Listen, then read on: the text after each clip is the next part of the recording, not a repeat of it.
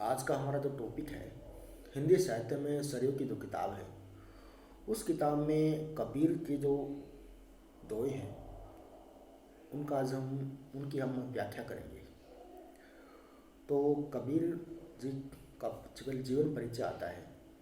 कबीर जी का जन्म काशी में सन 1455 ईस्वी यानी विक्रम संवत 1455 में हुआ। इनके पिता का नाम नीरू था, माता का नाम जुला निमा था। एक जुलाहा परिवार में ये पैदा हुए। कुछ विद्वान इनको विवाहित मानते हैं, कुछ इनको अविवाहित मानते हैं। इनके एक पुत्र था, एक पुत्री थी। पुत्र का नाम कमाल था और पुत्री का नाम कमले था।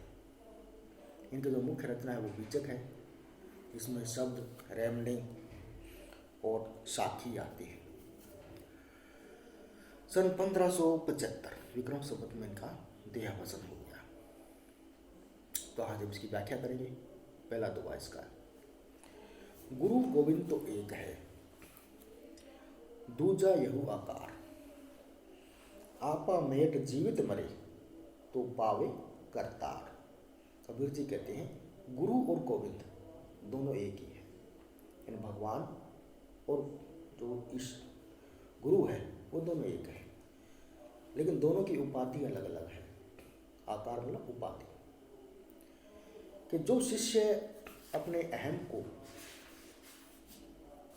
समाप्त कर देता है, अहंकार जो होता है इस मानव के जीवन में उसको समाप्त कर देता है, और जीवित अवस्था में क्या है, मरण के समान रहता है, मर्त सा रहता है, वही क्या है, ईश्वर को प्राप्त कर सकता है।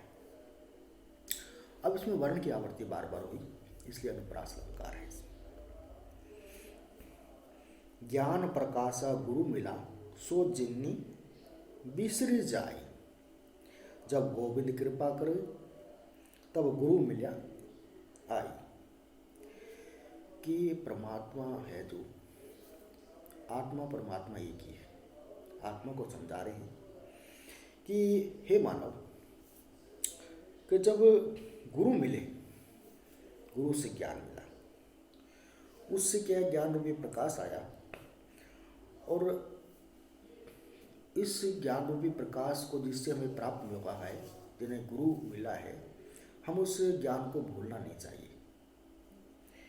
कि जब गोविंद ने कृपा करी, जब ईश्वर ने कृपा की, तभी क्या है, गुरु हमसे मिलने आए। यानी गुरु गोविंद दोनों एक ही हैं। ये पहले भी आया था कि हमें इस ज्ञान रूपी प्रकाश को भूलना नहीं चाहिए, हमें ईश्वर का ध्यान हमेशा रखना। पोछे लाया जाई था लोक वेद के साथिन, आगे थे सतगुरु मिला दीपक दिया हाथिन। कबीर जी कहते हैं मैं संसार के जो संसार है, ये भव सागर है, इसके अंदर विषय वासना भोग विलास है। मैं संसार में डूब रहा था, इसके पीछे पीछे मैं चल रहा था, लेकिन आगे से मुझे क्या है, सतगुरु मिल गए, गुरु मिल गए। उन्होंने ज्ञान रूपी प्रकाश का जो दीपक मुझे दे दिया, और इसमें संसार में से निकल गया। यानी भटकता रहा था मैं, उस भटकने से मैं बच गया। बूटा था ऊपरा, गुरु की लहरी चमकी। भेरा देखा जर्जरा, उतरी पड़े पर की। कबीर जी ने इस संसार को, जो मोह माया से कट संसार है, इसको समुद्र के समान बताया है। कि इस संसार के मोह माया समुद्र में मैं डूबा हुआ था, बह रहा था, लेकिन ज्ञान, गुरु की जो ज्ञान रूपी लहर थी, उस लहर ने मुझे क्या है, उससे ऊपर उठा दिया, और मैं इस भाव सागर जो था, अज्ञानता रूपी भाव सागर, इसमें डूबने से मैं बच गया। और मैंने क्या, इस संसार को देख लिया कि ये नाशवान है। वो माया जो है, वो हर चीज क्या है, एक दिन नष्ट हो जाएगी, और इसलिए मैं क्या, संसार में जो वो माया है उसको मैंने छोड़ दिया है। अब इसमें क्या है, अलंकार सलेस अलंकार है, और साथ में रूपक, क्योंकि भव सागर रूपी इसमें आया, जो सागर है वो विषय वासना युक्त बताया गया है। इसमें रूपक अलंकार आया। कबीर चित चमकिया, चहुदिशी लागे जाए, हरि सुमिरन हाथों गड़ा, बेगे लय बुझाए।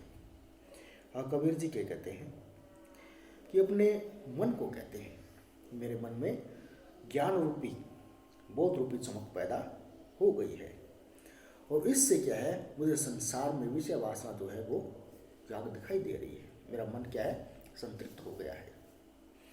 हे मानव, तू ईश्वर के स्मरण रूपी जो घड़ा है उसको थाम ले, और उस विषय वस्तु जो वासना है, भी आग है, इसको बुझा ले।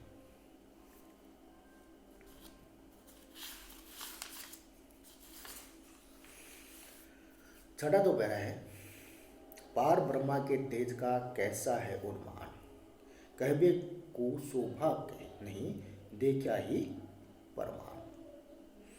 पार ब्रह्मा परमात्मा कि परमात्मा के प्रकाश का अनुमान लगाया नहीं जा सकता। अनुमान और उपमान जो होते हैं, अनुमान और उपमान, ये दोनों क्या सांसारिक वस्तुएं हैं, सांसारिक शब्द हैं। परमात्मा क्या है, अलौकिक है। तो हम क्या है, लौकिक को तो किसी प्रकार की उपमा दे सकते हैं, अलौकिक की उपमा नहीं दे सकते। कहुबा को शोभा नहीं, ये जो परमात्मा है ये आत्म अनुभूति का है, किसी को दिखाने के लिए नहीं होता, न इसे कोई दूसरा देख सकता है। अब इसमें वर्ण की आवर्ती हुई तो अनुप्रास अलंकार है। चिंता तो हरि नाव की, ओ न चितवे दास, जे कछु चिंतवे राम बिन, सोई काल की पास।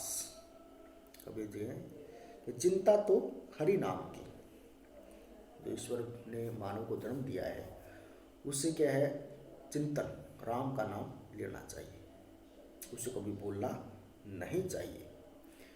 और जो राम को याद रखते हैं, राम का चिंतन करते हैं, स्मरण करते हैं, वो क्या है, काल के समय वो जन्म मरण से मुक्त हो जाते हैं, उन्हें मोक्ष मिल जाता है।